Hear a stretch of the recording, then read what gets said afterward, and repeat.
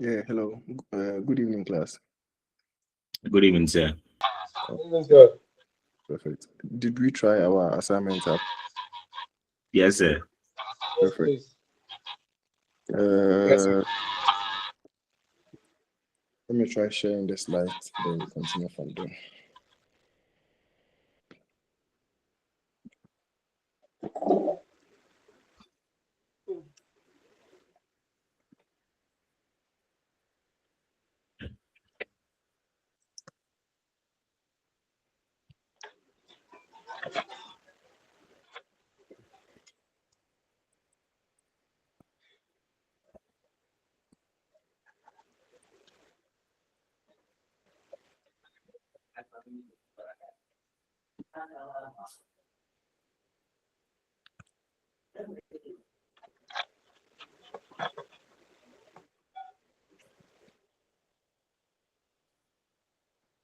Okay. So good evening once again. So last week, this is actually our. I think someone's microphone is on. Augustine, can you mute yourself for me? Okay, perfect. This is our second week of meeting. We're supposed to meet um 6 times, and within that 6 times, four of these are mine and two will be for the students. So I told you we'll be doing a presentation. And the last time too, I showed you our outline, what we are going to cover. So I'll cover some of them and some I will share it among us, then we will present. Is that okay? So as you are here, just keep in mind that you'll be doing a presentation, and that one covers up for our quiz. I think quiz one or either quiz one or quiz two, but it covers up for some part of our assessment with code. Is that okay? Because I think out of the 100, I'm supposed to assess you 20. Code has to assess you first quiz, one quiz to be 20, and your exam's supposed to be 60. Is that okay? So let's prioritize all of them, because at the end of the day, if your assessment, let's say your two quizzes goes on well and you have more than 30 over 40, which I think is good, at least pushing hard to get A will not really be a problem like that, I think. So that at least in exams you manage to get more than 45, 50, your chances of getting B plus and A is very secured. Is that okay? So let's prioritize everything that we'll be doing. And not only physics, like all the courses. In fact, even with the practicals too, because the practicals, I think you're supposed to write a report to that, and you are going to be assessed on that report. And I think that one too, the tutor has to send some scores there and all. So they are all hand in hand. Is that okay? So let's try our possible best to be fully active in all these things, the surface of things, because at the end, don't see, oh, as I'm saying, the mean to me now, they may train them my yard, sorry, men can say quiz need they mean to me now, they may train them my yard, the exams. No, no, no, it doesn't work like that. Is that okay? They all add up to get you a good grade. So you try your hands very well with the presentation. You try your hands very well uh with the quiz that you go and write with code. You try your hands very well with the exams. And uh for starters, I think you have to also prioritize past questions a lot. Is that okay? So as you've started, I don't know how you're going to manage get past questions, but I'm just passing this for you to know. Just try your possible best to get past questions. Is that okay? So let's try our hands in all these things. They are very important. Is that okay? So get past questions, start solving these past questions, and I'm sure Code has started doing. I don't know if they've oriented you to know these things, but it's just a heads up. Is that okay? Okay. So now let's go on. So from last week, this is what we've been doing. We've been looking at something we call quantities, and I told you that quantities are very, very important, super, super important. In fact, Apart from even in the field of studies, mathematically, in chemistry, in biology, we all use quantities. The social sciences, they all use quantities. The business people, they all use quantities. Is that okay? Even someone who has never attended school still use quantities. Is that okay? If you are an electrician, let's say from SHS, you went straight to go and learn electrician work, or you are any form of artisan, before you can do a good work, you have to measure. Is that okay? So let's say your master sends you to go and buy an iron rods of, let's say, two meters. Let me say it that way. You have to still measure. When you go to where you're going to buy, we tell them, I'm buying this 2 meters. If you are a tailor to, you are buying a particular material, or and to man may pay 1 yard, may pay 2 yards. They all forms part of the quantity we are talking about, which is very, very important. Is quantity is helping us live life right now, one way or the other. So that right now, if I measure something and I'm in Ghana, I know that even if I go to Cote d'Ivoire, that thing's supposed to be the same length. If I go to Burkina Faso, that thing's supposed to be the same length. I travel outside West Africa, I go to North Africa, it's still going to be the same thing. I go South America, I go the eastern part of Africa, I go to Europe, any form of Europe, any country in Europe. I'm expecting the same length in what I've measured, the same weight in what I've weighed. Is that okay? And all. So it is very, very important. And even with time, is that okay? I am not in Ghana now. I think where I am, we are leading Ghana about 1 hour. Time is relatively very important. Right now it's 5:11 here. In Ghana, I think it's about 4:11 there. Time is very important. They are all form of what quantities. Is that okay? So we need these things before we can live and process our ways in life. So I think even when course rep reached me, I told him that he should remind me 30 minutes before so that I'll start preparing for the class. So we need these things. Is that okay? The timing is very, very important. The length we are measuring is very, very important. The weight we are weighing is very, very important. Is that okay? So that is what we've been starting to look. And those who I know, just is just a brief thing before I continue with today's one.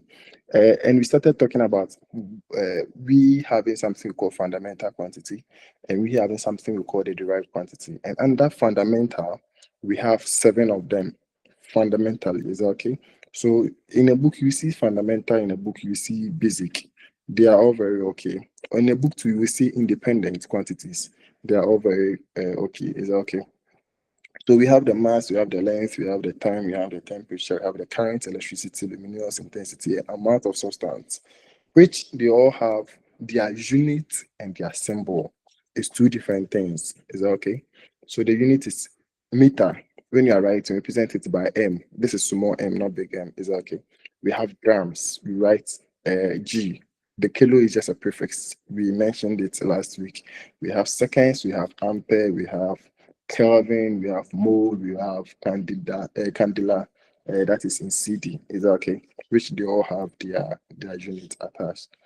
And we have the derived unit. So anytime we combined one or two of these derived fundamental units, we have something called a derived or the dependent because it's depending on the fundamental. Is that okay? So the derived unit is just a combination of one or two of the derived of the fundamental. Sorry. So if we're able to combine about 20 of them to form, that is fine, because sometimes it's a combination of the fundamental, but sometimes we can have the combination of, let's say, 2 times of the same fundamental. Like when we take something like area, we are combining length 2 times and we get something like area. Is that okay? And at the end, when you get area becomes what? A derived unit, which is very important. Is that okay? So let's say here, if I combine 2 times of the length, I still get a derived. I combine 2 times of the mass, I still get a derived. Is that okay? But the basic or the fundamental or the independent stands on its own. Is that okay? That makes it a fundamental quantity. Then we mentioned something that is also very important that we call the prefixes. And I told you that this is not a unit. This stands on on its own. When I say it stands on its own, it's just helping us, the physicists, the mathematician, everyone. Um, it's very tiring to be writing plenty zeros. Is that okay? So we have these Greek letters that we use to represent these zeros, which is very important. And as I last week, I was telling you that there are some ones that you have to know.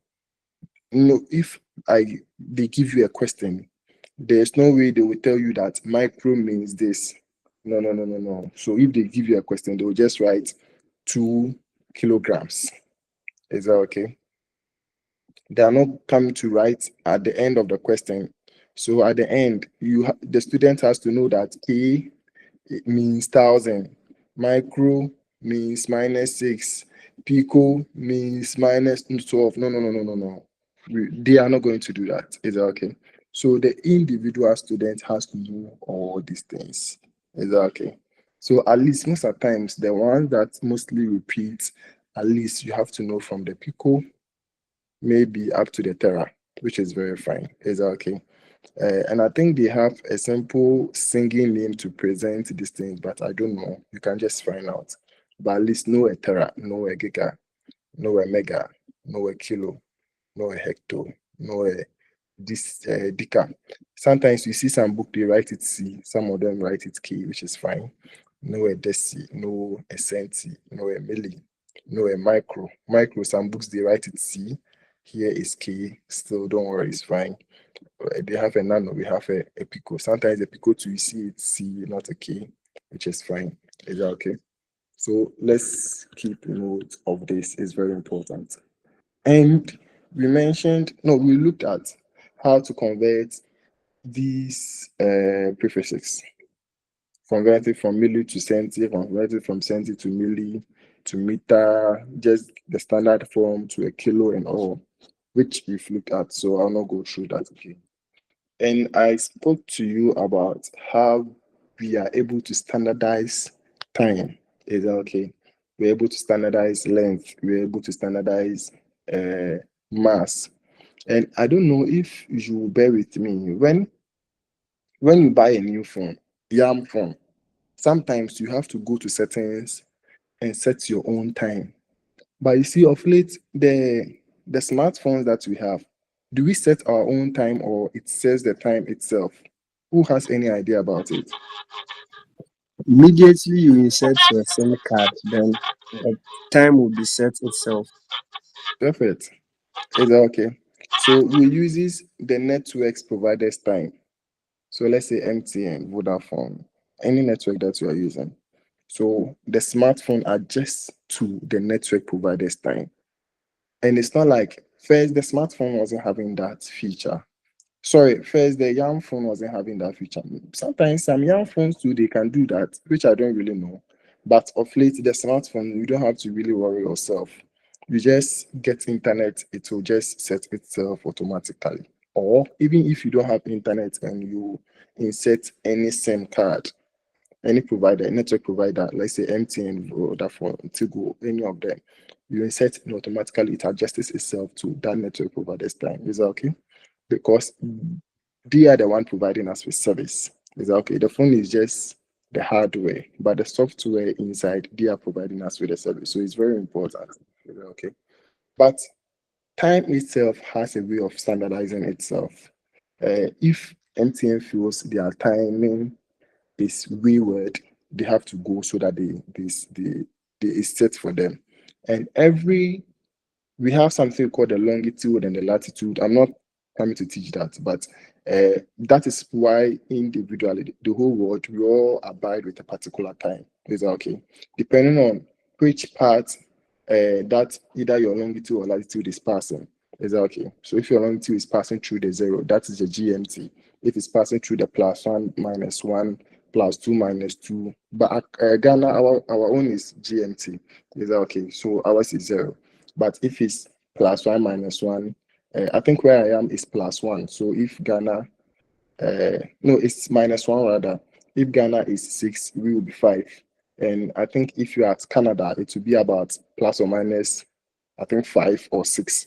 if you're around Asia, you are going to get another plus, I think 7 or something. Is okay, depending on where the longitude is actually passing, so that we get that different time zones. But at the end, it's still very fine because we are not all located on the same part of the earth. So our time zone is going to be different. As someone is sleeping, someone will be awake. As someone is awake, someone will be in the morning. Is that okay? And other things. So it is very, very important. But the network providers time can go and standardize their time, which is very important. And I show you that as of now, we know how light travels. And because of that, we can use that one to standardize time because we know radiation, a microwave radiation, and we know the time in which it can circulate or move around a circle. And it has been experimented and find out already. So we can time it and we know that, okay, when we time it, this is how it goes. And okay, okay, okay. Then if that is our case, our timing is correct for a particular clock is okay that we are using. So we can standardize time. We can also standardize length. And I told you the last time that supposing a manufacturing company comes in Ghana or the government of Ghana says, oh, they want to create a mass set or something for all the SHS students in Ghana, and they give the contract to a manufacturing company. And because maybe the manufacturing company hasn't standardized their their instrument to build, let's say, the meter rule. Every meter rule that they will give you to every student in SHS in Ghana here is going to be wrong. Imagine you as a teacher in SHS, then you tell the student to go and measure 10 centimeters. They measure the 10 centimeters. You measure the 10 centimeters, and you are reading about 10.7. Is that okay? Meaning what? And it's not only from one student, it's from, let's say, all the students. Meaning either the student is not doing the right thing, or either what they are using is for the measurement is wrong. Is that okay?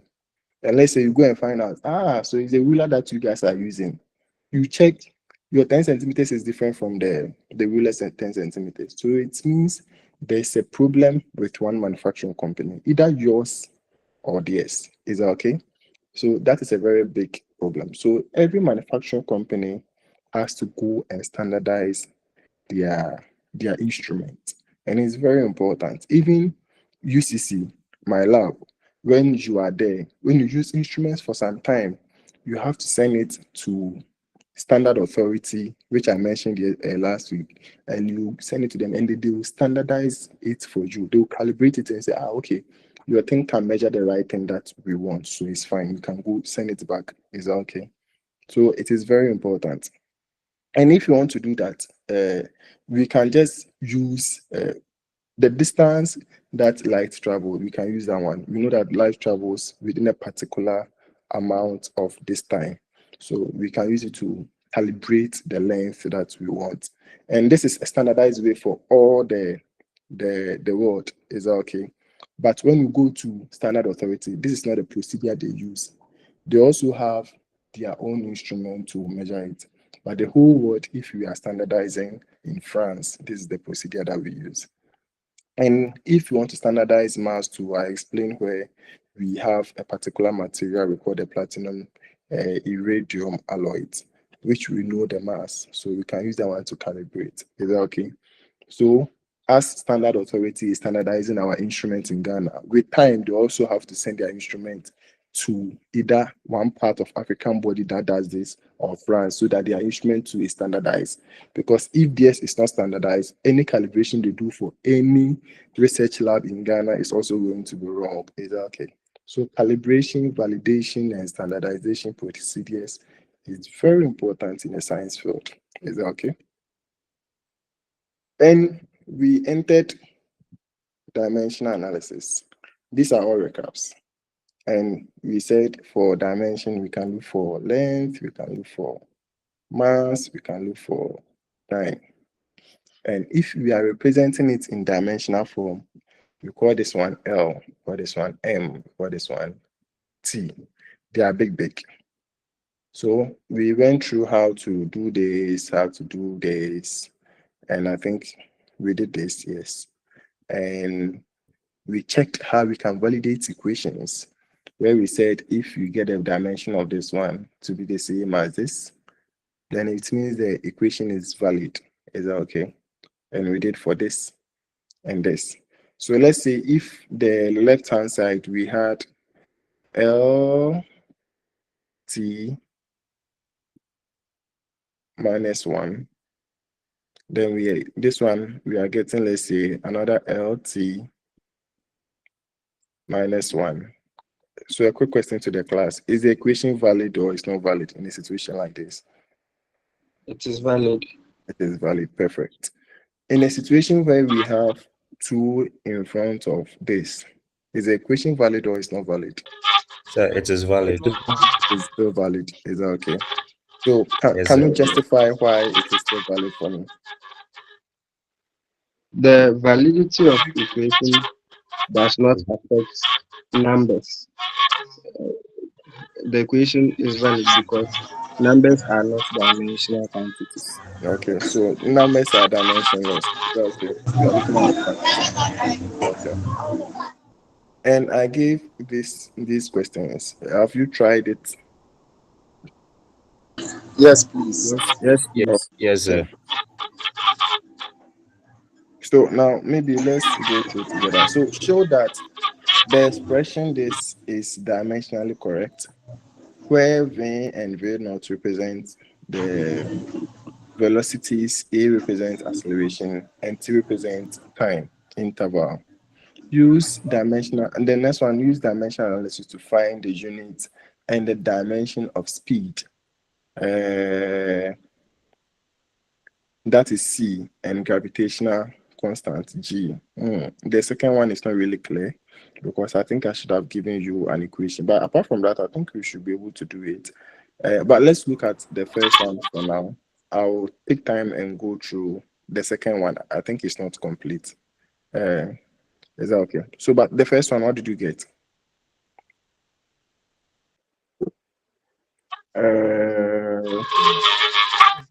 Solomon. So, sir, the first one, it was dimensionally correct, sir. Okay, can you take me through systematically? Okay, so I have the equation by first stating it in a raw fact. V is equal to initial velocity plus AT, that's acceleration and time. Okay. Moving on. Then I have dimensions for V equals to the dimension of VO, which is the initial velocity, plus dimension of A and dimension of T, or times dimensions of T. Then if I am to move on, I have solved V already, that's velocity. So I know its dimension is LT negative 1. That's raised to the power negative 1. Okay. Being equal to another LT negative 1 plus LT negative 2, that is for acceleration, and a T. Please, can I proceed? Yes, continue. So then the third rule or the third line, I'll have LT neg 1 equal to LT neg 1 plus. Now we have LT neg 2 and T, which will be using the laws of indices to solve. So the laws of indices also states that if you are multiplying, we add. So we have T neg 2 plus T1, that's T positive 1. So we'll get LT negative 1. So finally, we'll be having LT negative 1 at the left-hand side, and at the right-hand side, we'll be having 2LT negative 1. So since numbers are dimensionless, then we can say that the equation is dimensionally correct. And their unit will be meter per seconds, meter per seconds. Okay. Okay. Perfect. Joshua, do you want to add up?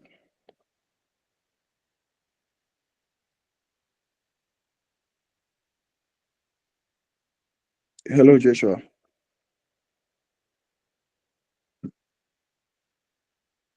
Okay. So Solomon, thank you very much. So let's try and see if we can do the second one. So we are not given any equation as such, but we are asked to find the use dimension analysis to find the unit and dimension of speed of light. Is that okay? And we have a second one where we have to find the gravitational constant. So here the speed of light is just acting like a constant here. Is that okay? But I think I should have brought an equation to represent the first one and the second one. Is that okay? So let's hold on to that. There should be an equation for this and there should be an equation for this. I don't know the equation that we can use to represent this one for now, but I think the gravitational constant, we can use something like the F multiplying just the gravitational constant. So we can use numbers, right? Come That again. is G. So we can use like maybe a letter to represent them. Yes. So there should be a full equation for that. Like how I gave an equation like this for the first one. So the second one like this, we can use this equation to find it. Where you make this is the gravitational constant, this is going to be force. This is how the question is supposed to be framed. Where we have our individual masses, then we have the distance between it. And you make G the subject, and at the end find the dimension. Then we will use the dimension to find the unit. I think that's how the question is supposed to be framed. But anyways, let me ask, how were you able to do it and how did you do it? Okay, sir. Can I Uh-huh. try? Yes. Okay, sir. So initially, I stated the law of the universal gravitation, Mm-hmm. and then that helped me to find the formula for the gravitation, the That's the gravitational same formula constant. that I've written, or it's different Yes, from please. okay. It's the Mm-hmm. same thing. Thank you. So as I stated it, then I made the gravitational constant the subject. Mm, So when I made it the subject, I had J is equal to FR squared all over the two masses.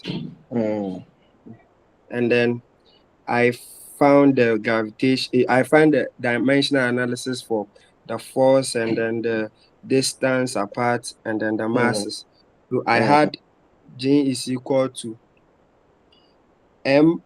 MLT to the power negative 2, and then that is dimension of the force, and then the dimension of the distance apart to is L squared, multiplying themselves all over okay.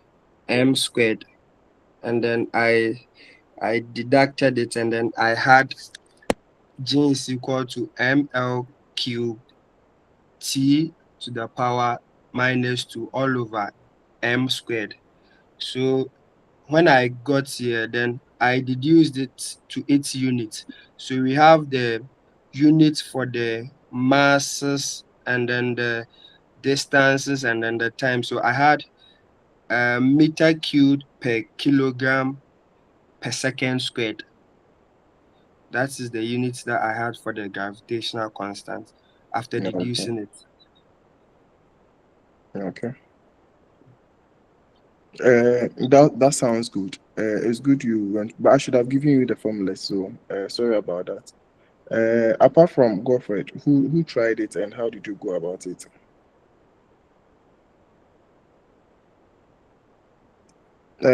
Samuel, the graft.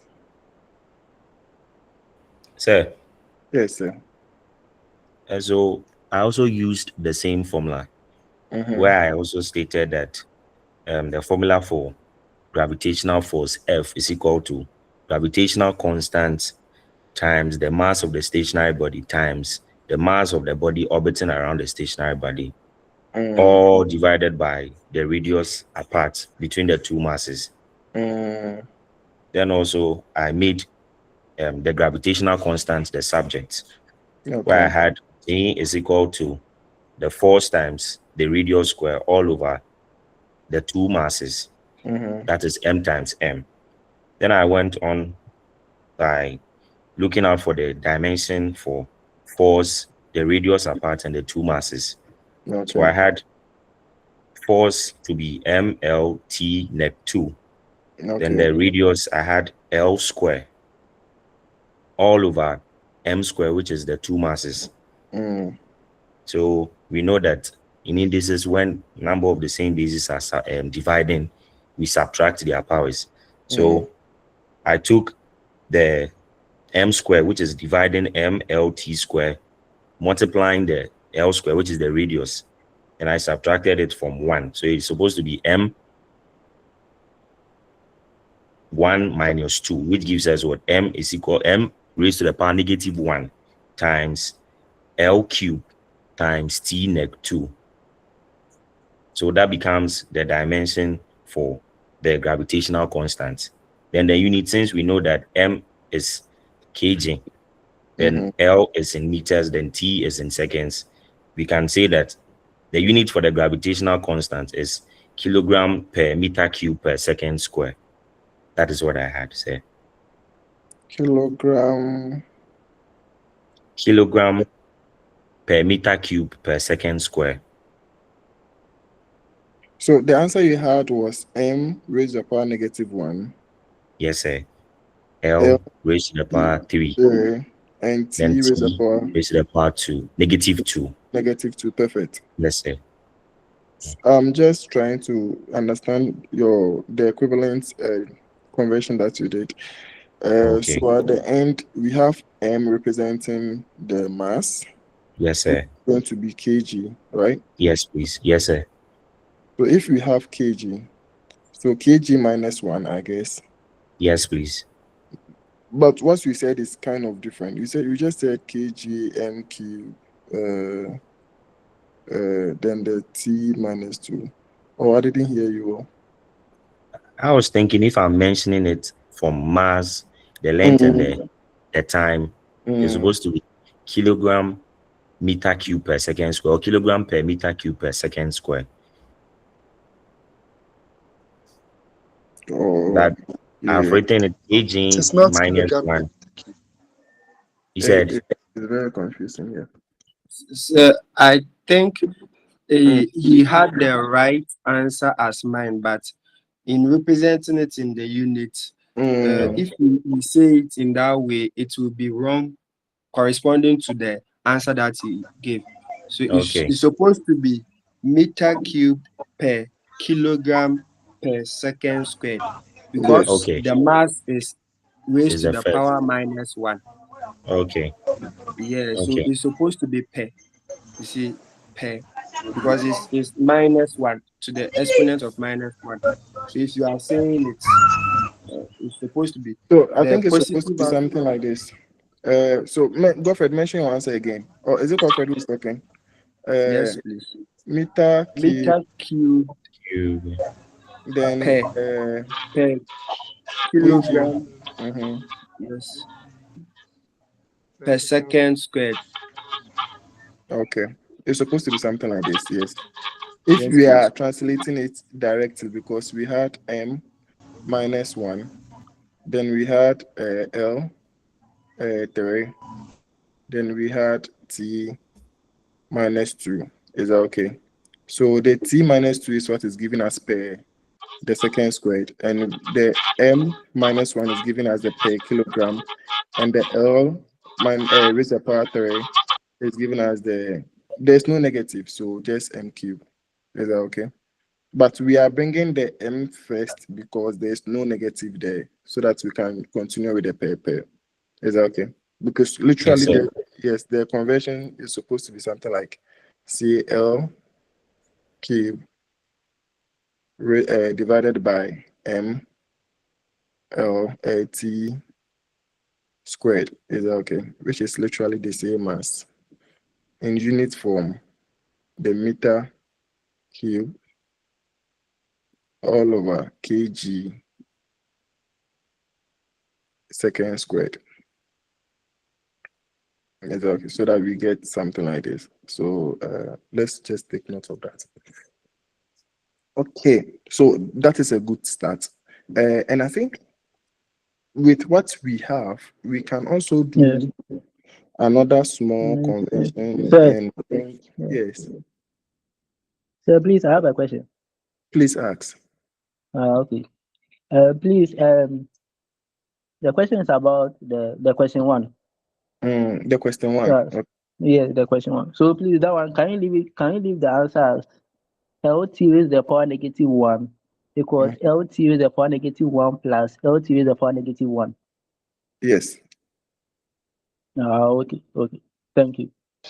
Yeah, you can leave the answer like that, but Okay. when we are looking at the dimension validity, we are looking at the equal to sign, not the plus minus. We want to say, look at the left side of the equal to and the right side of the equal to. If they all have the same dimension that we need, is that okay? So you can leave the answer like that. Someone too can just decide to add them. But at the end of the day, when you finish, write under it whether it is dimensionally correct or dimensionally invalid. Is that okay? It's very good because that is what you've been asked to do. So after all the proof, you write under it is dimensionally valid or dimensionally invalid or dimensionally correct, dimensionally incorrect. Is that okay? Okay, thank you. You're welcome. Okay, so I think we are done with this one.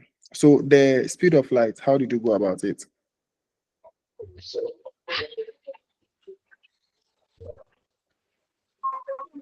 So I think we can just use the normal velocity Hello. because speed of light is just meter per second. Yes, Augustine. Hello. Okay, so say I use the normal speed of light, that is the velocity. And I Okay, know that velocity is equal to meter per second. so distance over time. Let's start it that way. Distance over distance over time. Mm-hmm. Yes. So I just take the unit of them, that is meter per second. Mm. Then I know that if I've gotten the unit of them, I have to take the dimension of both sides. And the dimension of the meter per second I got, that is LT. The distance is L and the time Okay. is T.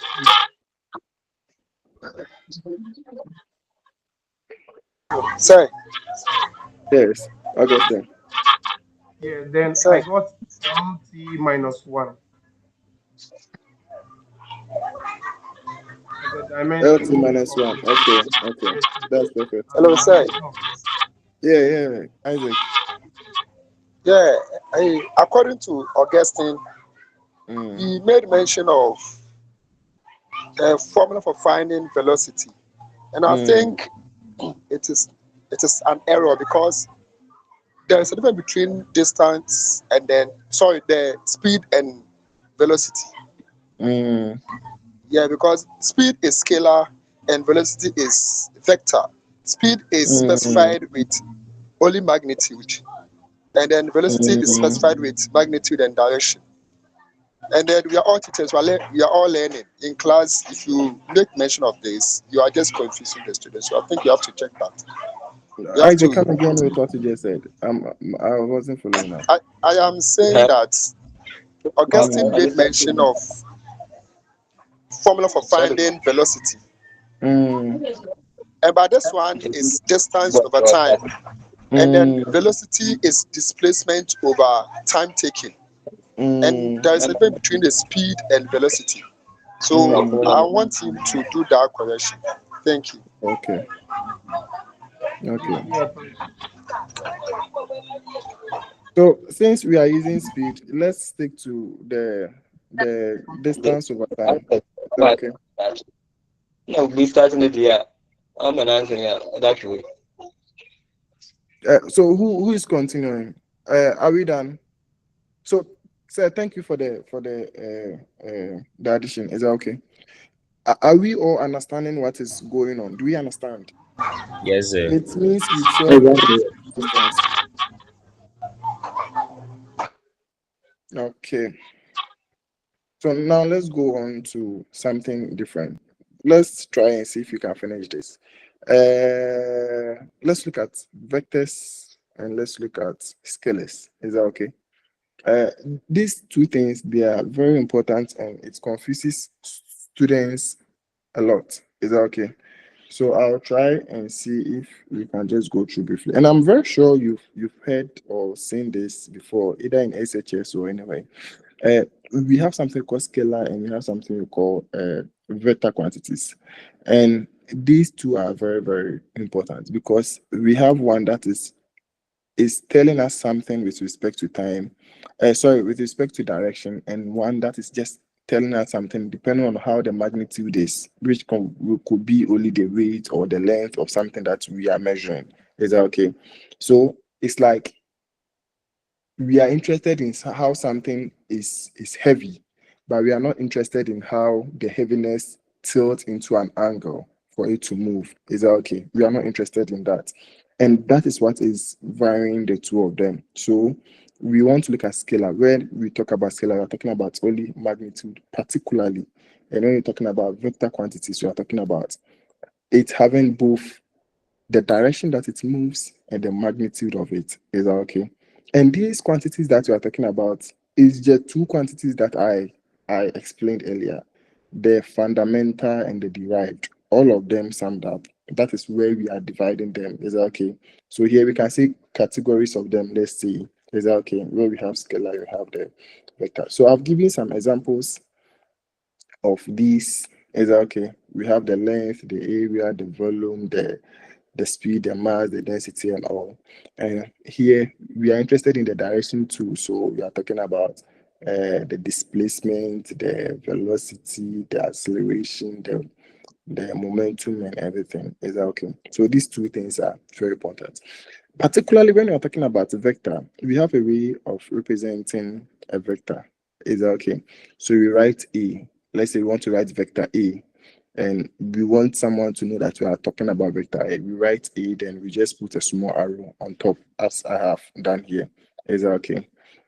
And let's say if we are talking about its magnitude, let's say we are interested in adding the magnitude of it, we just bring an absolute kind of around it. So we write A, then we put an absolute like this on it. So anytime you see something like this, you have to know that we're talking about the magnitude and the vector of, sorry, the magnitude and the direction of A, or in comparison. Is that okay? And in fact, there are some features that we can look at or in vectors. Let's say we are talking about two vectors and we want to show how they are equal. Is that okay? Regardless of their position, we are interested in how they all have the same magnitude. We can actually represent it like this, which I'll talk about it later. But if one vector has an opposite direction, is that okay? Meaning we can just write negative of it. So we see one vector A, then another one is drawn in an inverse way. We can see this is also negative. Is that okay? So the same vector which has the same, let's say, magnitude and direction, is that okay? But this time around, the direction is inversed. So it means the vector is going to be negated. Is that okay? Now, we have a way of also doing additions of vectors. And in this procedure is kind of straightforward because let's say if we start traveling, say from this point, then we go up to this point A. Point 1. Then we travel again to point 2. And the path that we took to travel from, let's say, our 0 to 1 is a vector A. Then the point that we started to travel from 1 to 2 is, say, a vector B.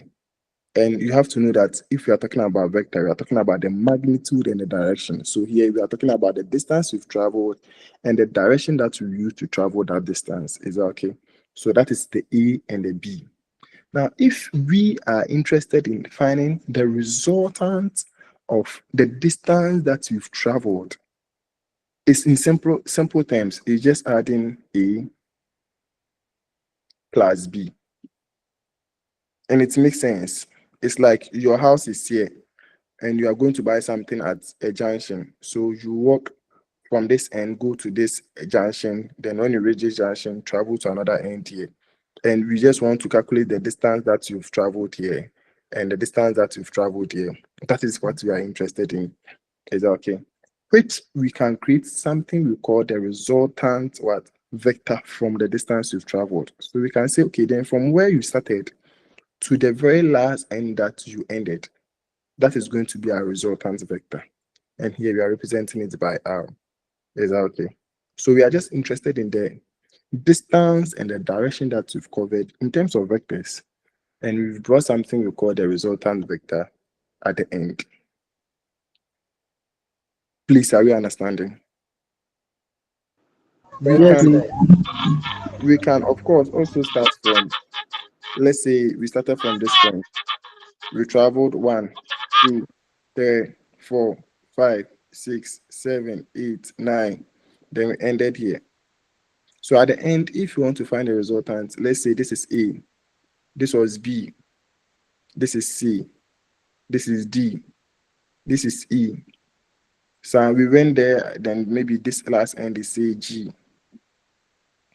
If we want to find the resultant, the only thing that is left for us is to add all of them. Is that okay? So that we will know our resultant.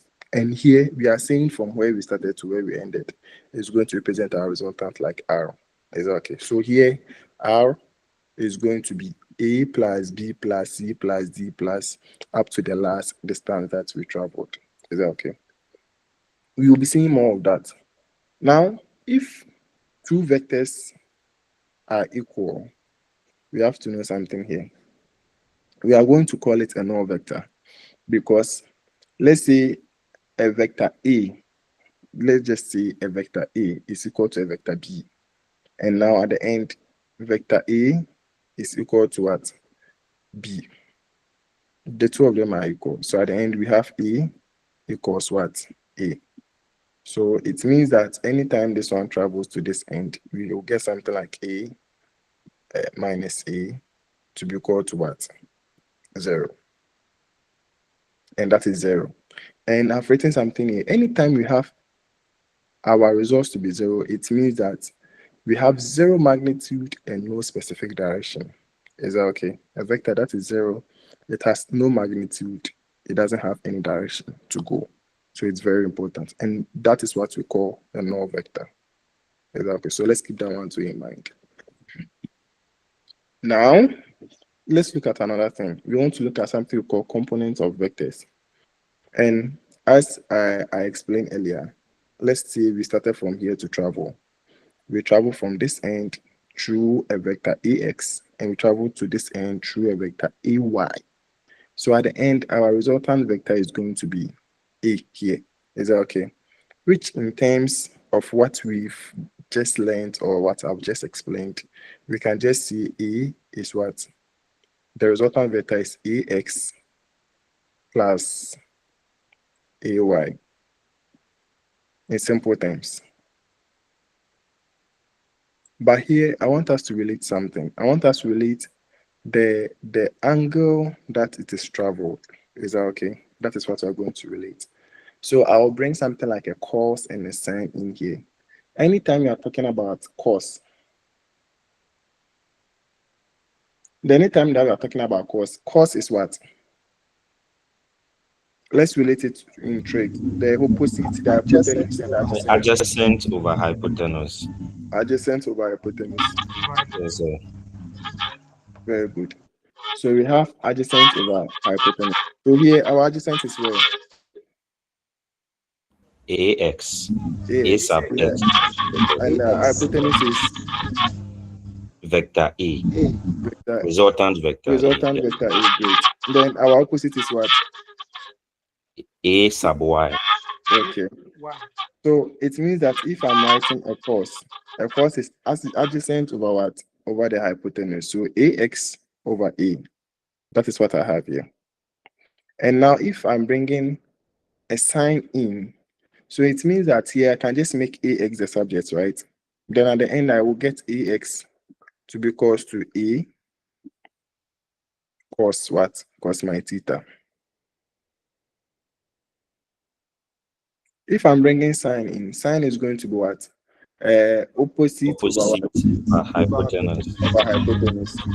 So it means I'll get sine theta to be equal to opposite adjacent over hypotenuse, meaning if I make AY the subject, this A goes here, so I'll get A sine of what? Theta. These two formulas are very important, right? So I've written on top, so let me just clean what I wrote earlier. Very good. So that is what I have here. A sine theta, A cos theta, right?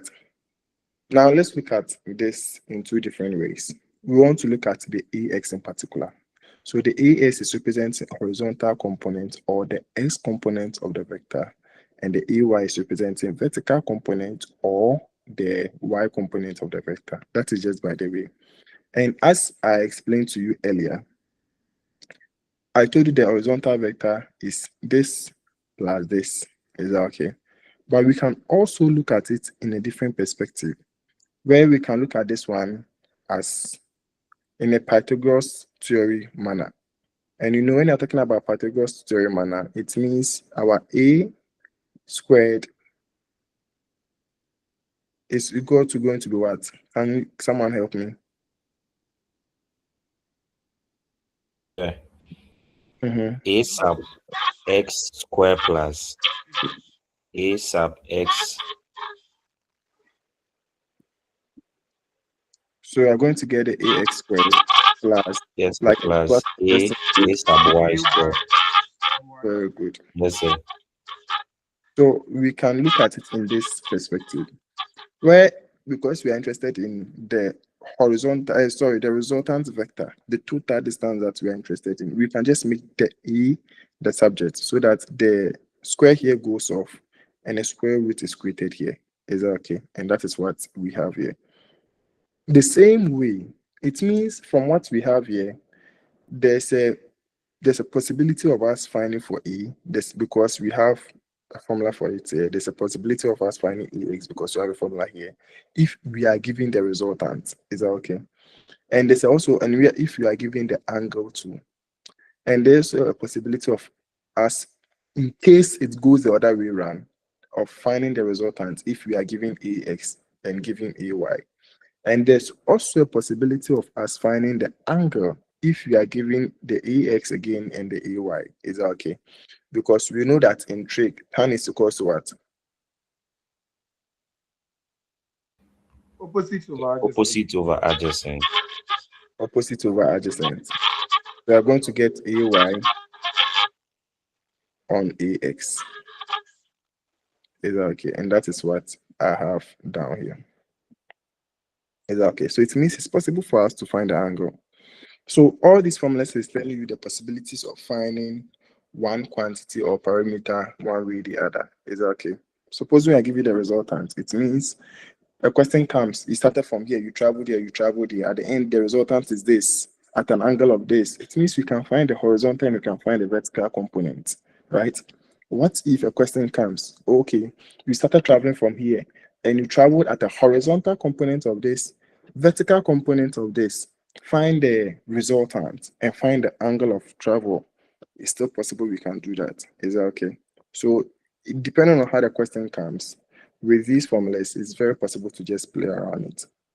Now, let's look at it in a different manner where we call the unit vector form. And the unit vector is just telling you the direction. Is that okay? Where we have the I and we have the J.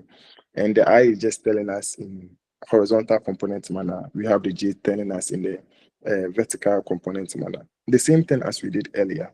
But you have to know that this time around, we are considering two different components. Is that okay? We are going to consider component A and we are going to consider component B. And component A, of course, traveled in two directions. We have our X, we have the Y. Component B traveled in another two directions, our X and our Y. Is that okay? Now, these are representing the directions in just two dimensions. And if we are traveling in three dimensions, we can bring something like, I'm just adding, you will not use it, but I'm just adding. We can bring something like A, Z. Can someone help me what the direction is going to be here? Do you have any idea?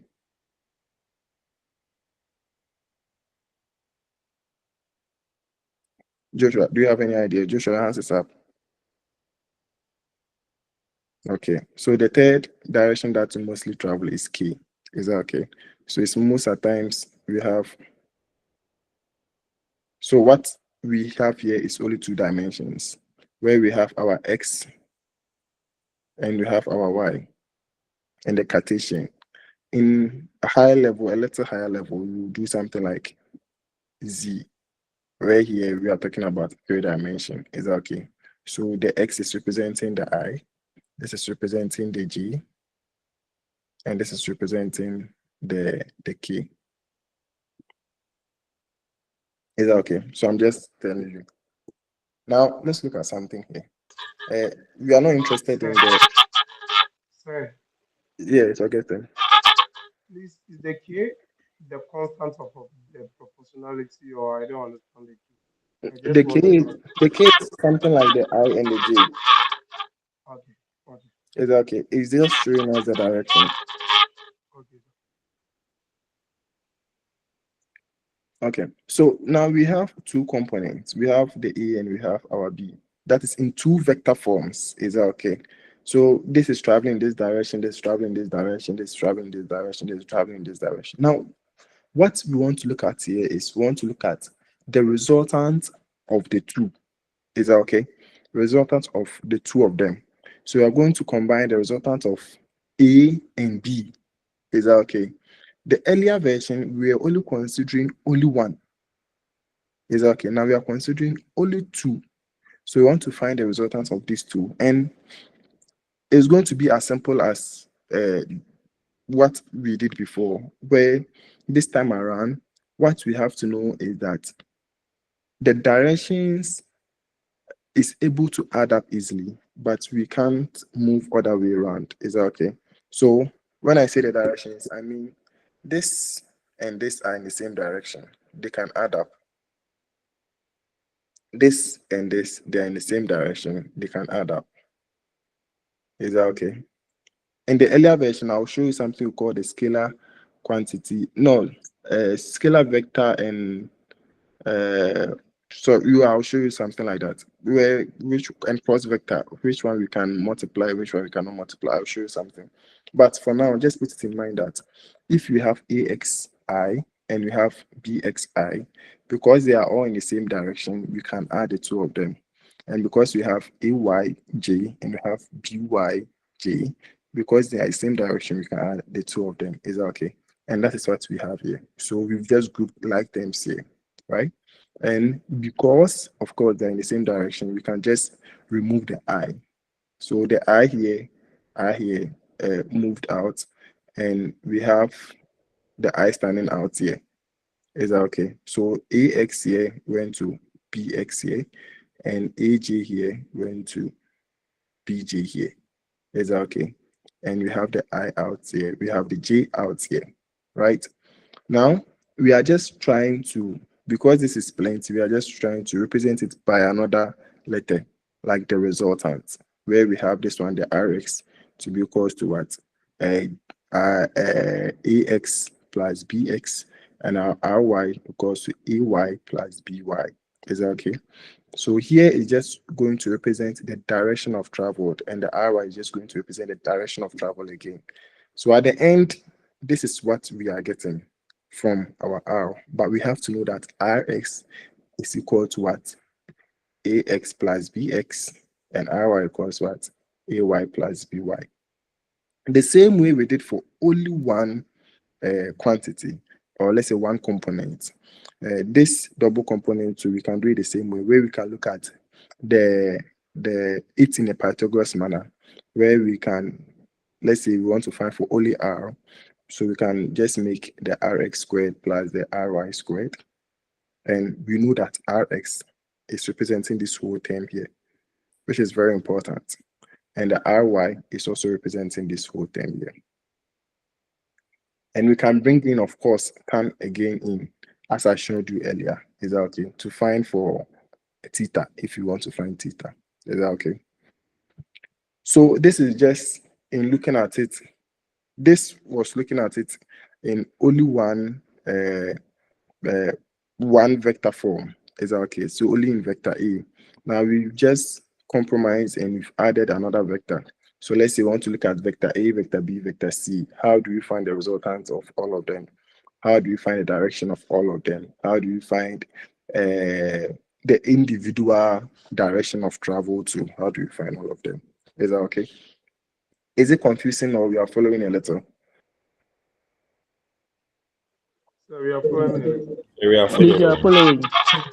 Okay, great. Now let's look at something here.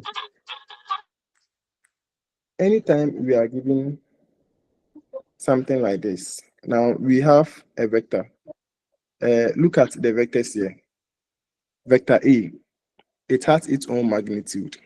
Is that okay? Let's say the distance of travel, and it has the direction of travel too. Now, if we double the magnitude, say we add 2, it means this distance is going to increase. Is that okay? By 2. And that is what we have here. In a direction where you see a -2 attached, it means we are looking at the what? The inverse of it. Is that okay? Which is very important. Now let's look at something. I want to ask the class. Michael Nyako, your hands is up. Sir, sorry, I want to take you back small. Sir, with the initial slide, that was before this one. The R, sir, please, is it magnitude travel or the direction traveled? No, it is both magnitude and the direction because it's looking at the resultant vector. Okay, because I was trying some questions. I realized that if I'm mistaken, then sir, please you correct me. The angle that is the angle which is tan inverse of Rx and Ry rather gives the direction. The tan inverse. Yes. So yes, that's theta. So that is what we have here. So we have tan of this whole thing, and if you want to find only theta, we can find the tan inverse of what we have here. So the tan inverse goes here. Is okay. Then we find for -1 comes. Then we find for Rx. Ry over Ry. Is that okay? So I think that gives the direction, and then this one gives the direction. Magnitude. Yes. Okay, so we will not say just magnitude for magnitude's sake. We will say it in a vector format. Is that okay? Okay. Because yes, please. At the end of the day, we are not. The question may say just find the magnitude because we want to know the distance that you've covered. Is that okay? Yes, please. Yes, but at the end of the day, from what we've learned already, if we are considering 2 vectors like this is not just the magnitude. This is representing the resultant vector of these 2 things that we are interested in. Is that okay? And it is the 2 vectors that is going to help us find the magnitude that we want. So it is not direction particularly. The direction helps us with the angle that we are using, which is very easy. Thank you very much, sir. Any different question before we go on? Okay. So now a quick question. If we have a situation like this is for A, this is for 2A, this is for -2A. Supposing we have -A, how is it going to be like?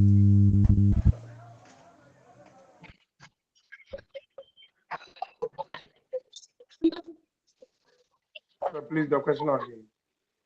Now we have this direction, the angle of travel here. That is our vector here to be A, and we have this one to be 2A, and we have this one to be -2. I want to find for -A.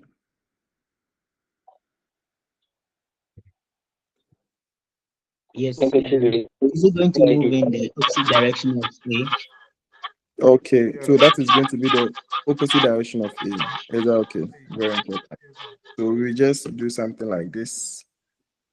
Then we just show the direction here. Okay. Now let's look at one example here. So if I have a vector here and we have these directions, and I've shown you the K, what the K means. Is that okay? So we have direction, direction, direction. And we want to determine a new vector, but this time around the new vector is 4A. Is that okay? And this something like this is very simple. You just multiply the 4 through all the directions that you have. That is it. 4 by the 3i, 4 by the 4g, 4 by the 5k. And as simple as that, you can get your answer. Is that okay? The same way we have negative 10a. So it means you are going to take the 10, negative 10, come and multiply it by this, come and multiply by this, and come and multiply by this. And that is all. This is simple, so we will not stress plenty on it. Is that okay? The most important thing that I want us to just go through is multiplication of vectors. Here we have two types. We have the scalar and we have the cross. Is that okay? Where we can see, so we have scalar product and vector product. Where the scalar product, the other name is the dot product. And I think the vector product, the other name is the cross product. So we'll look at that. Now, if we are looking at the multiplication of scalar, is simple. We denote it by a dot. So that is why it's called a dot product. So A dot B. Is that okay? In a simple term where we have angle in between them, we can just use this formula to do that. Is that okay? Where we have AB plus the angle between them. Very, very simple. Then you just go your way. In a situation where we don't have angles, but we have the individual direction of travel, we can't use this procedure to do it. We have to come and follow this procedure. Is that okay? But before you know that, there's a rule or something we have to obey here. Because anytime we are multiplying one direction by a different direction, it always gives 0. Is that okay? Whatever being the case. So I dot j, I dot k, j dot k, we are going to get 0. But in a situation where we multiply it by itself, we are going to get 1. Is that okay? So I dot I, j dot j, k dot k, whatever being the case, we are going to get 1. I am not very interested taking you through the procedure and these ones. Let's hold on to that. But I'm very interested for you to know that if different directions, the scalar of 2 different directions is going to give 0, and the scalar of the same direction is going to give us 1. So let's keep that in mind. Is that okay?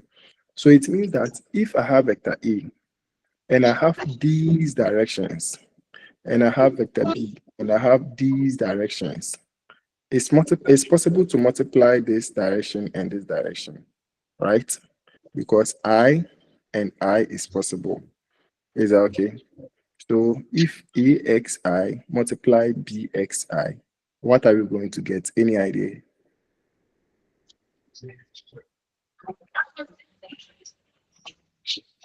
So multiplying AXI by BXI. BXI. So you are going to get X squared. Okay, sorry. So you get A. Okay.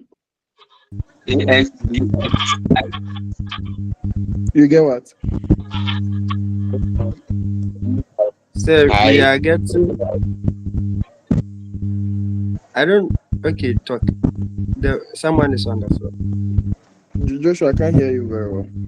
Yeah, as long as you multiply the AXI by the BXI, I know you get AX, BX, I raised about 2.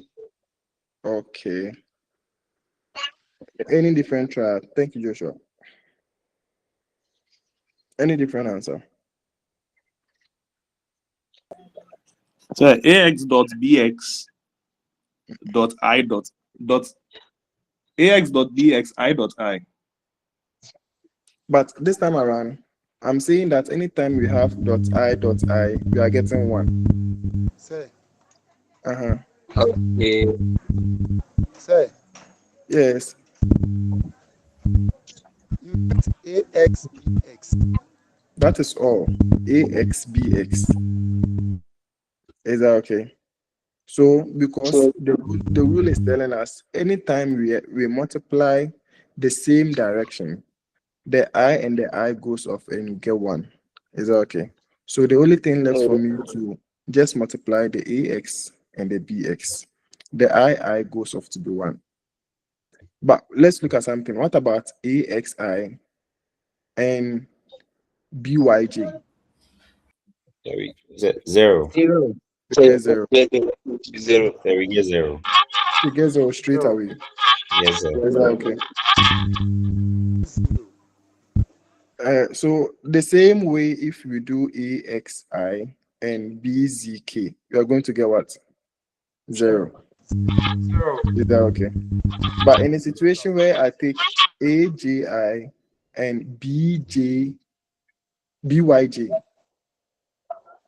So we get AY, we get AYBY. BY. Is that okay? Then if I take AZ and this, I'll get AZBZ. Is that okay? So it means all these things will go off to be 1. All this will go off to be 1. So that is going to be how the A.B works. I didn't bring questions to this, but next week I'll hopefully bring some questions, then we'll try it out. Is that okay? So you can imagine the fact that if we give you A, something like this, and let's say we give you B, I can just write a question now, then we try. Then B, let's say we have B to be 12 I. Then we have plus, let's say 6 J. And let's say we have negative 4K. Let's say we are giving this question. This is vector A, this is vector B. Here, you see, we were not giving direction, the angle in which they are traveling, and even their magnitude or their resultants, we were not giving. So it means we can't use the first procedure to do that, right? So the first thing that we have to do is to come and look at this process. And now we know that anytime I multiply I, we should get 1. J multiply J, we should get K multiply K, we should get 1. So it means this is going to be very easy if you want to find the scalar product of A dot B. Can you tell me the answer? 40. It's going to be 40. Okay. Are we all getting 40?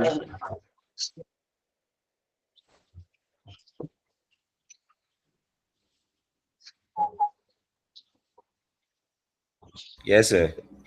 Okay. So meaning 3 by 12, we had what? 36.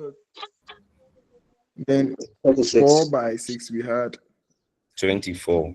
24. And 5 by 4, we had what? 20. Negative 20. Yes, and negative 20. Then at the end, we are getting 40. So you see, this is very simple. Zero stress. Very, very simple. Now, let's look at the other 4. The vector product or the cross product. Is that okay? In fact, the cross product is a little bit. Do you remember how to find determinants? Have you heard of something like that before? Yes, sir. Okay. So where, let's say we have A cross of B, the rule is a little bit different. It's going to be something like this, where I have I, J, K. And let's say my A, I have AX. Most of the times, the simple way of doing this is this. I have my A, Y, and I have my AZ. This is the first vector I was given. And the second one, I have BX. I have my BY. I have my BZ.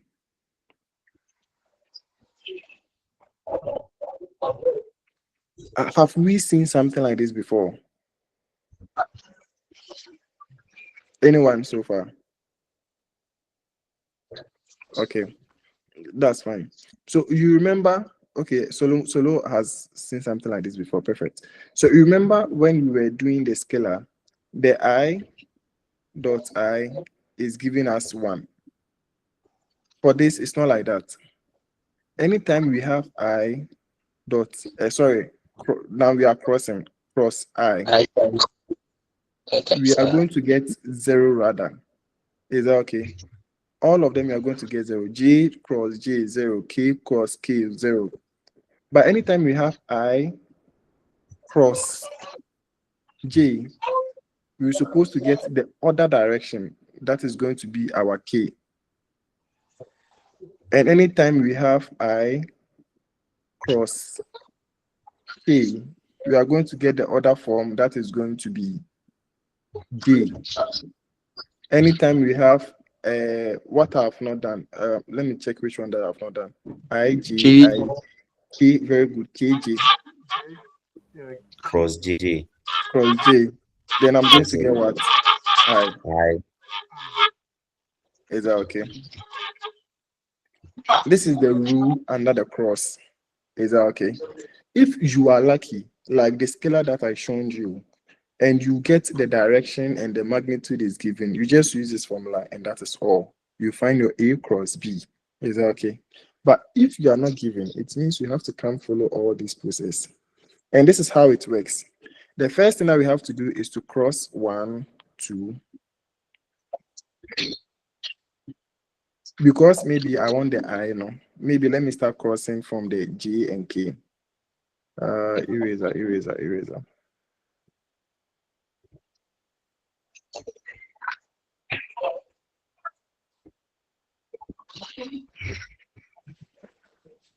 So because I am interested in finding the I, if I want I have to cross K and J. Is that okay? So I have to cross this K and J. So I come and cross this one like this. So the AY will multiply the BZ and AZ will multiply by BY. So let me write.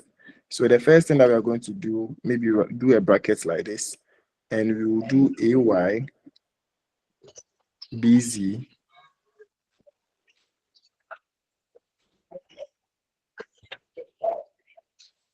then we do a plus here, then we do AZ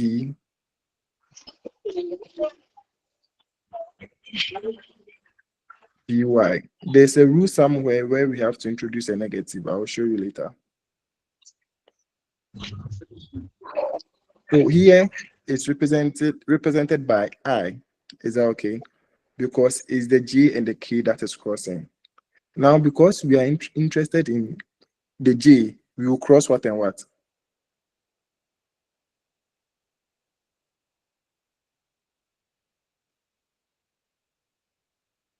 Are we following? Yeah, we are. If you are Yes, sir. interested in J, we will cross I and K. I and K. Very good. So it means we have to cross this one here and cross this one here. Is that okay? So the AX will multiply the BZ and the BX will multiply the AZ. So here, this is where we introduce the negative, but let me just write this. So AX BZ, we do our plus AZ BX.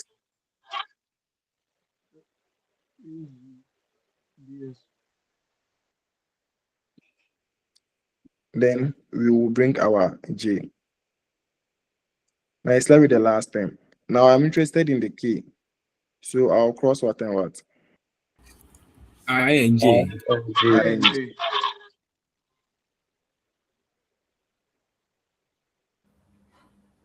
So now I and J. So I'll cross this one here and cross this one. So it means AX is multiplying BY, then AY is multiplying BX. So another bracket comes AX BY plus BX. AY. Then there we get our K. So this is what we are going to do. Maybe we can write this thing somewhere, or we can just do a screenshot and keep it somewhere. Is that okay? So I get a question for us to try our hands on, so that I'll just show you how we are just going to insert. Let me clean this. Insert the values in, and that will be all. But I prefer we don't do any barbaria to this. Just know the fact that if you want I, you cross J and K. And if you want J, you cross I and K. If you want K, you cross I and J. Like, just know that. Is that okay? If you want I, you cross J and K. Like, just know that procedure. And if you know it, oh. Yes, Joshua. This was the I, J, and the K. I trying to say that when you are not giving any angle, that like you have to apply this one. Yes.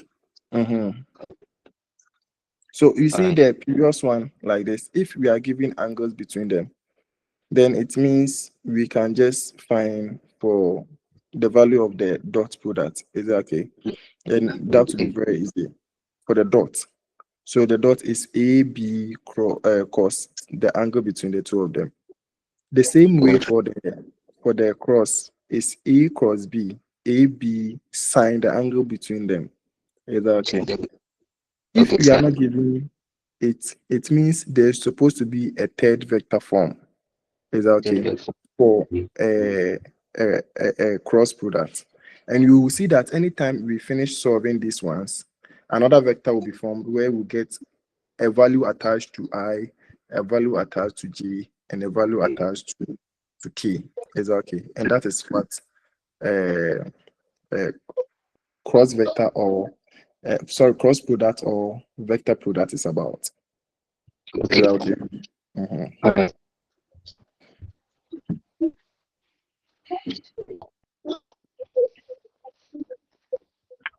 Can we go on? Yes, sir. Okay. Now, I'm jumping from this end, so we get questions to solve here.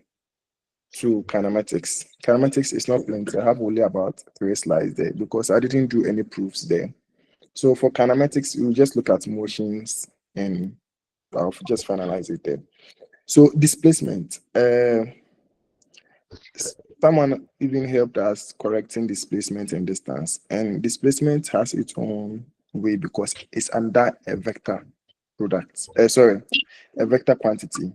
So when you're talking about displacement, you are talking about distance, yes. But here we are talking about distance that has a direction. Is that okay? Like a specified direction. So we can bring the coordinate system in here. That is why I added this line.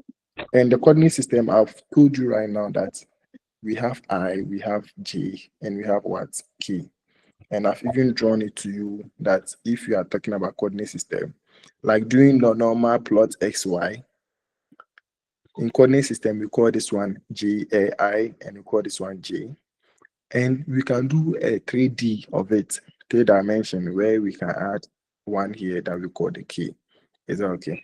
So displacement can be specified in here because it's traveling through a distance, but it has the direction that is traveling through. Is that okay?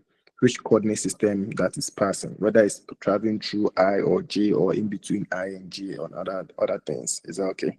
So that is displacement. Now, we can have the initial and the final, which can give us the final answer of the displacement that we are interested.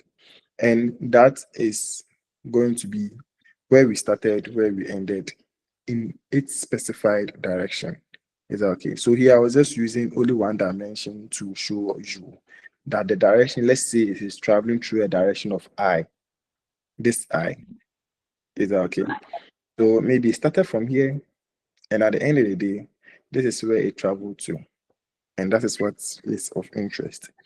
So we can call this one a displacement with a specified what? Direction.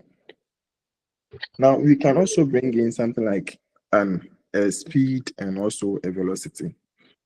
In terms of scalar and vector quantity, speed falls under what?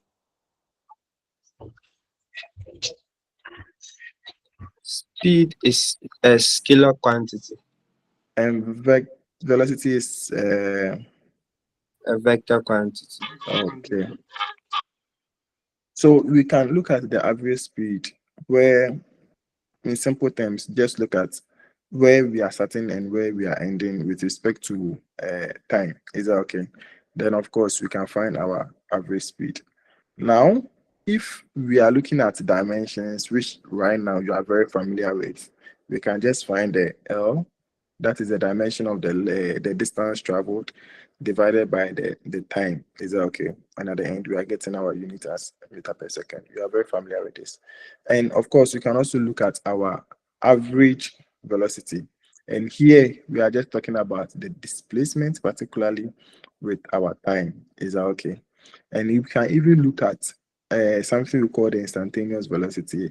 And this one particularly indicates how fast you are moving at a particular direction. Is that okay? In a particular instant of time. Is that okay?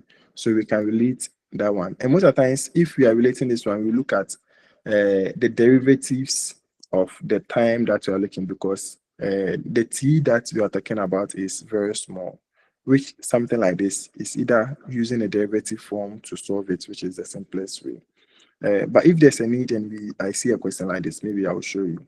But for now, let's keep our mind in instantaneous velocity, average velocity, average speed, and displacement here. Is that okay? So 1, 2, 3, 4. Okay. And there's a last one, almighty acceleration. Acceleration is relating the velocity that a particle has obtained or is moving at with respect to the time changes again. Is that okay? And now, here, when you look at the direction, the map, or let's say the graph that I have here. So we have an object A traveling to object B. Is that okay? And they're going to use a time to travel. And at the end of the day, they are moving with a particular velocity. Is that okay? Now, that is what you're interested. We are interested in the velocity that they are using it to move with respect to time again. Is that okay? So at the end, we are having our change in velocity with respect to what? Change in what? Time that it has moved. And that is what is resulting in acceleration. So in kinematics, there are a lot of formulas that can be played around to get these quantities that I've shown you. Is that okay? There are a lot of formulas that can be played around. We can play about velocity, we can play about initial velocity, final velocity, we can play about acceleration, we can play about time, even the displacement itself. Is that okay? And we can just be proving and disproving, and we'll get a whole lot of formulas like this. I didn't worry myself, show you the step proof of all these things. I've just summarized it here. And here is simple. If you are interested in, a question comes in and they've given you all these parameters, and let's say they've asked you to find A, or in what they are asking or you've been given, there's no X. You just take the first equation and play around with it. If another question comes, in the question you are not asked to find acceleration, there's no acceleration thing that you also need in there, then it means that you just have to go straight forward and just use the second equation. Is that okay? The same way, the third one too, you are not interested in finding the velocity, that is the final velocity, because this is final velocity, this is initial velocity. Is that okay? Then you use this third equation. So that is the easiest way in solving kinematics. Is that okay? Get these formulas in mind. A question comes, read the question. What parameters am I giving? What am I looking for? Is that okay? If you get to know this, then it means that you know the formula that you are going to use to solve that problem. Please, are we following? Yes, Yes, please. Solomon, your hands is up. Yeah, so I wanted to ask that, is there in any way that you'll be asked to prove the formulas? Sincerely, I've not seen a question like that. But look for the past questions and confirm that. Is that okay? I'm thinking Okay. proof is above you, but if you know it's good. But I will not teach you proofs here. We can just go through it individually. And if you don't understand something, maybe our next meeting we can ask you and I'll help. Is that okay? But I Okay, don't sir. think I have to teach the proving of these things. Okay. But you're going to be a teacher, so if you find out, it will not be bad. Yeah, because I remember in senior high school, we were asked to prove that. Yeah. Yeah. I know you've been taught in senior high school. That's why I will not teach. Now you are in higher level now. Okay, so now let's go on. So I think this is my last slide for kinematics. I'll also get questions for us to solve here. Is that okay? So I owe you a lot of questions. I'll try and get questions here, and try and get questions with the one before. But before that, let me try and see if I can end with section 5 for today's lecture. Let's look at something we call the concept of forces and masses. Force is very important thing. Is that okay? Anything that we are doing on this earth, force is playing a very important role. And those who be doing physics, they will, in fact, I think when they start doing atomic and modern physics, you'll be looking at the concept of how these things came into place, and maybe when you start doing Newtonian mechanics too, and how Isaac Newton, and I think it started from Galileo, Isaac Newton, and how they brought about these concepts, which is very phenomenal. And it's because of this that is why we're able to use the aircraft. That is why we're able to move to the moon. Because of that, that is why lift is able to move up and down. It's because of that, that is why car is able to move and other things. Is that okay? So this concept is very phenomenal. And there's a whole application around this.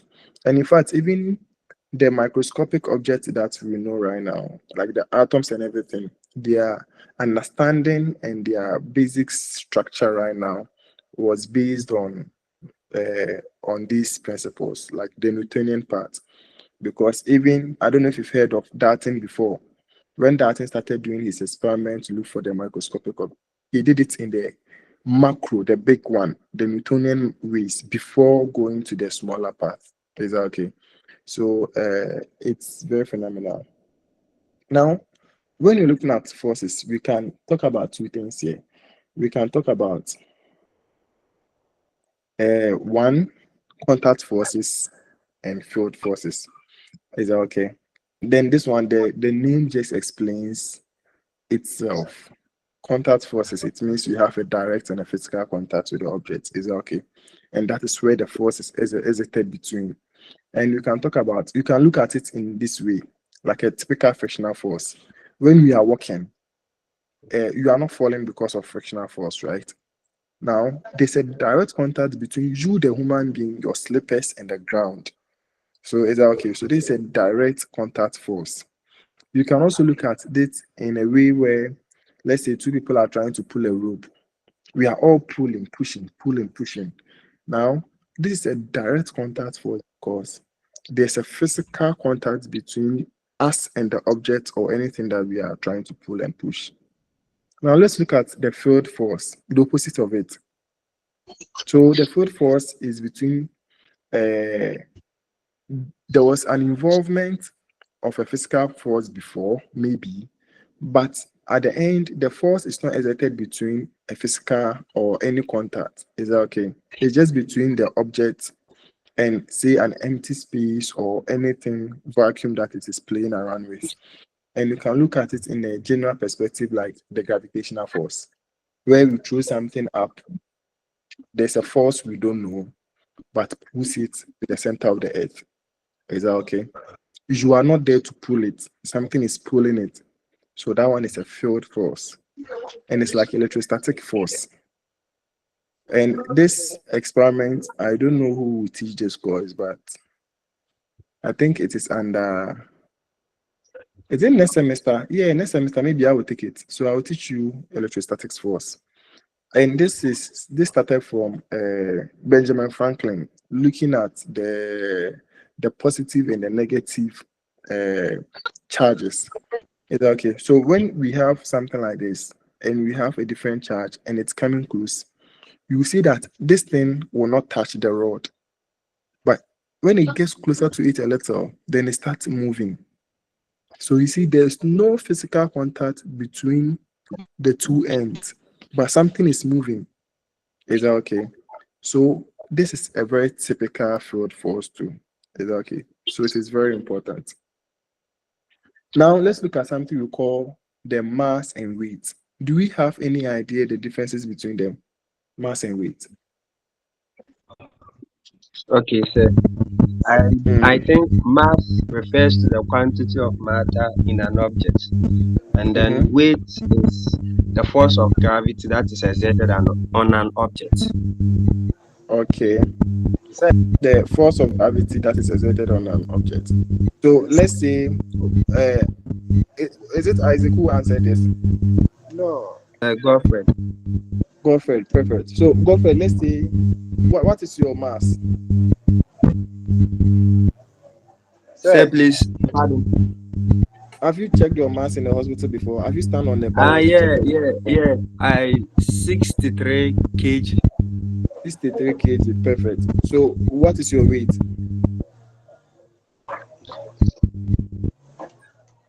So I would say 63 Newton. Okay, that is perfect.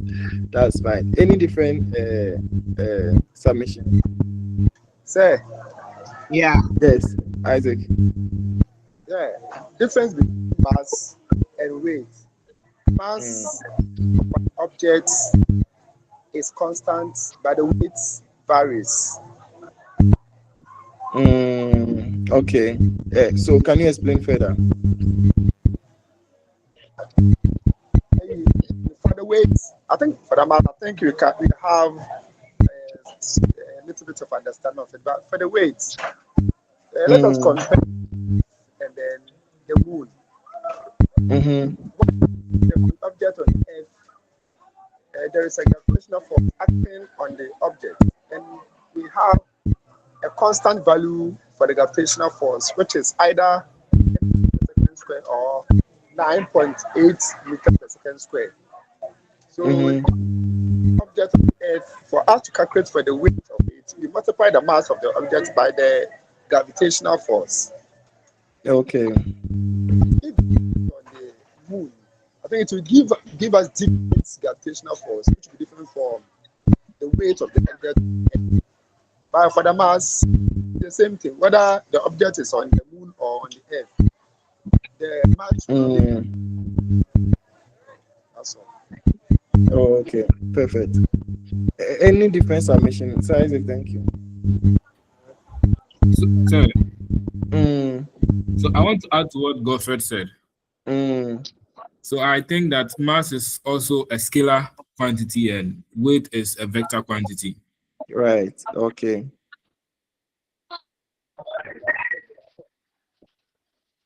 Any different submission? Hello, sir.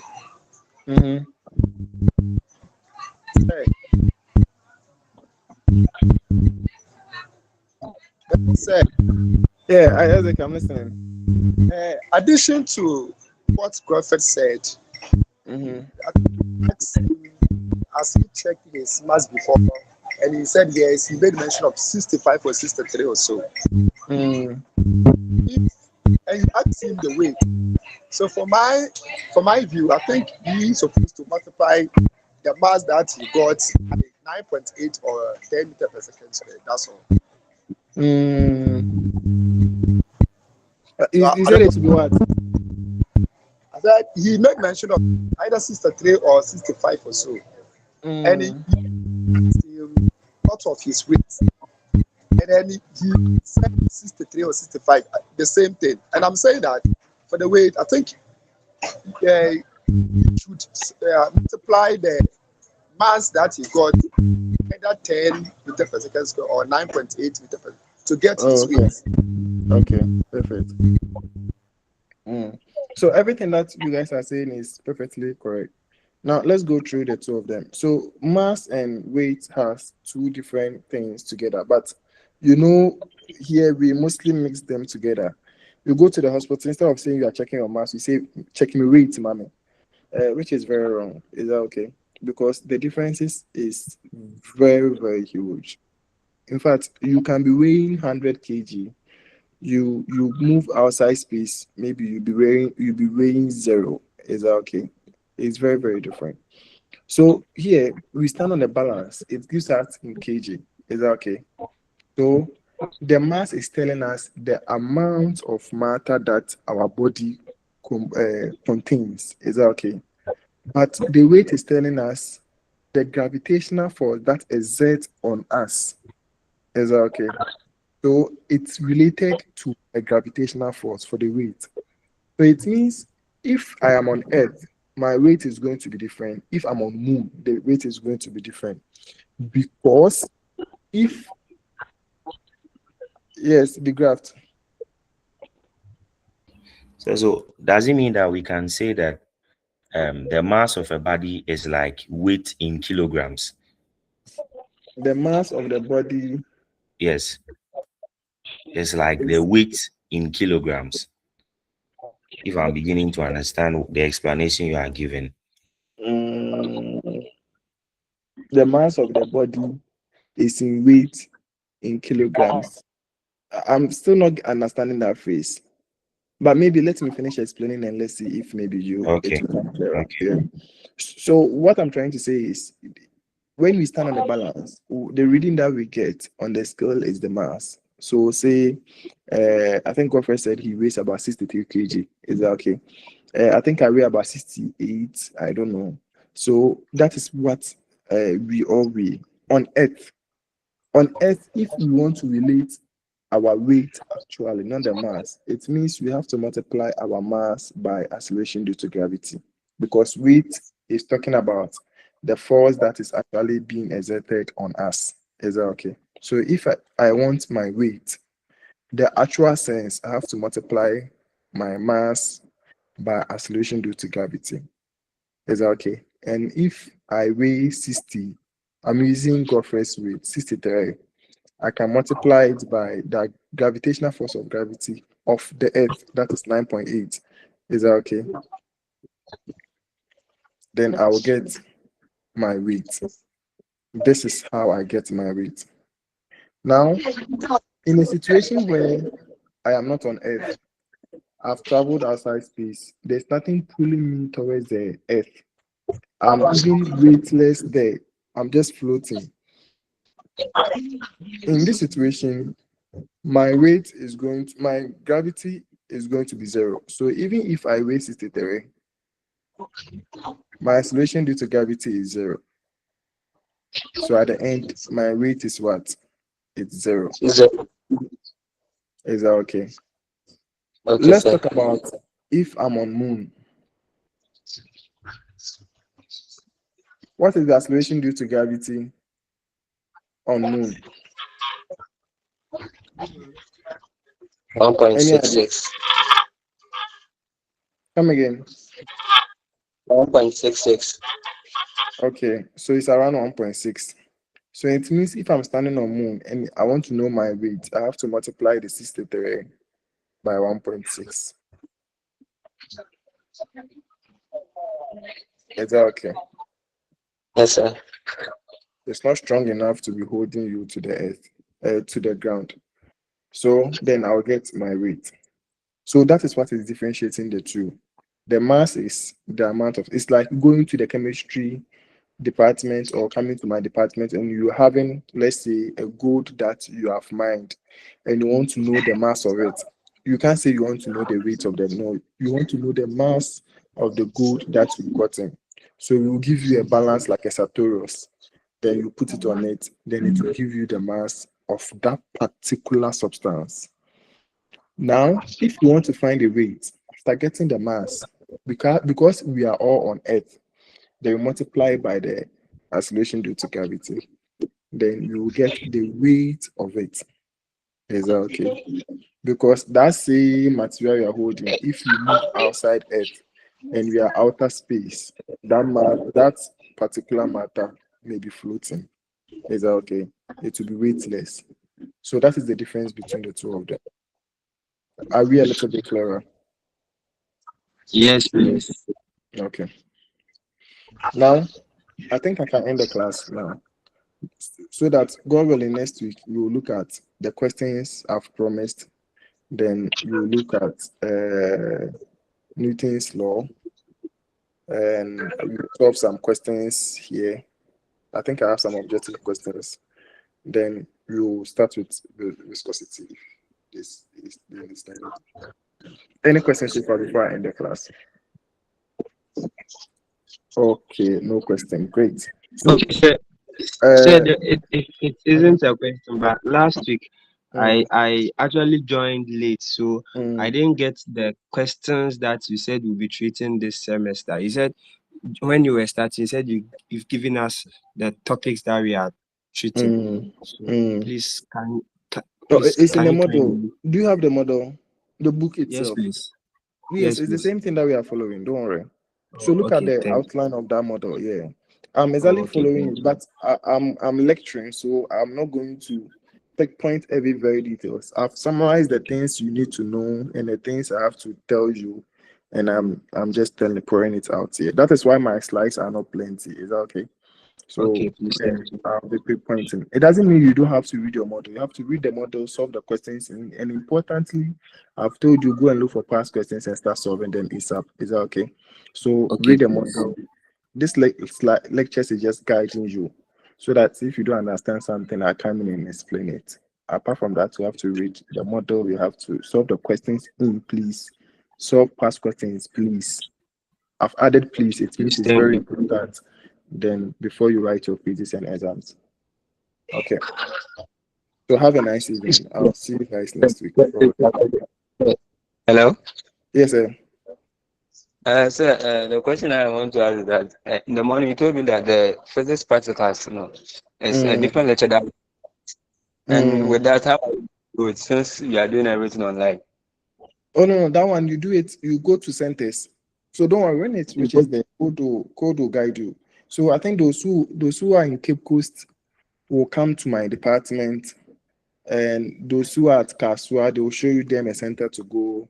If you are in Accra, they have, I think they go to Accra High or something. And those who are in Kumasi go to Mofotro. Those who are in the northern region go to, I think, Temasco. So UCC has centers all over Ghana. Is that okay? So depending on where you are, they have tutors there for you to go to them so that you do the practicals physically in person. Is that okay? Because asking that for my place, Western region, my center, no, you went there, they say you are only 3. So with that, don't worry, you will still do it. I think your center is solely child, I think. Yeah, only child. Yes, you still do it, don't worry. Okay, sir. At the end, whatever being the case, don't worry. This thing is under code, so they will settle everything. As far as you pay the fees, you are in good hands. They will settle everything. Is that okay? So they will assign you to something. Go there, go and do the practicals. They assess you and the rest. But because it's only the theories that we do it online, the practicals and everything, you go to the center. Go to the center. Oh, okay. All right. Thank you, sir. More hands. Would you say? Hello, sir. Yes, sir. Sir, please, I want to ask something about the models, like what we are learning. Please, are we supposed to move ahead of you to a point, or we can know where let's say, for example, exams, this is the starting point, this is where we should end, or we should just be going through the books? Okay, so I think when you're about to write your first quiz, they divide the units. So if I think general physics we have only 4 units. So most of the times the first quiz is about the first 2 units, and the second quiz is about the last 2 units. If you are doing 6 units in a different course, it means the first quiz will be about the first 3 units, and the next quiz is about the fourth to the 6th unit. Then In exams, they combine everything and give it to you. First, before, let me say it that way. We used to have some 3 weeks lecture, you go and write your first quiz, then you do another 3 weeks lecture, you go and write your second quiz. But this time around, they don't do it this way. You and some much the 2 quizzes and exams. Is that okay? So it means by the end of the 6 weeks, you should have covered everything. So to answer your question, you can move ahead, and that is the best, I think. And you can be reading. Start looking for the past questions, as I said earlier. Then just be reading. Is that okay? I will not teach everything in the unit, as I said earlier. I will teach some parts. Then I'll give you some parts to do a presentation on. Is that okay? And I'll score you on. So maybe if I'm able to finish the first 3 units, it means the last unit you'll be teaching me. So you come and teach me, then I score you. Then go and write your quizzes and your exams. Have I answered your question? Yes, sir. Thank you. Okay, so that means we'll be having our presentation online. Yeah, it's going to be online. So you see the way I've arranged my PowerPoint, my slides to show you.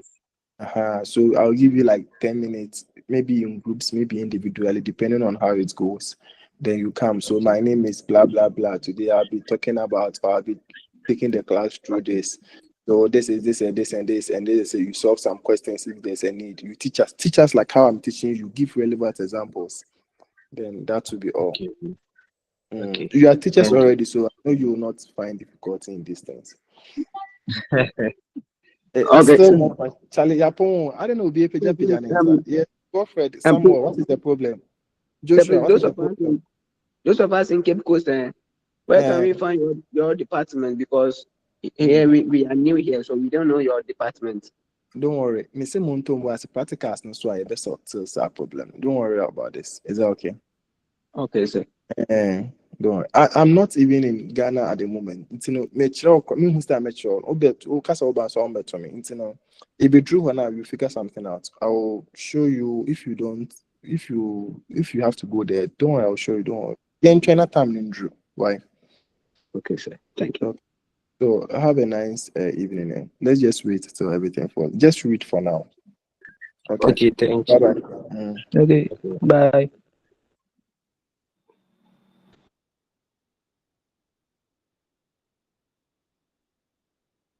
Hello, guys. Yes. Please, where can we find the? Please, where can we find the?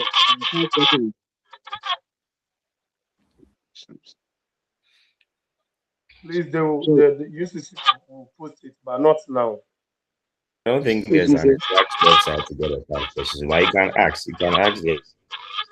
Because somebody sent me past questions. Are you talking about past questions? Yes, please. Yeah. Questions. Yeah, for past questions, there, unless you ask the CSO. Okay. Yeah. Can I see you guys? Okay. Right. Stay blessed. We know we're going. Yeah, kind of know good. The kucho como commando what's up? Boss Joshua. Yeah. Can I take your number from the group? Yeah, you can take my number.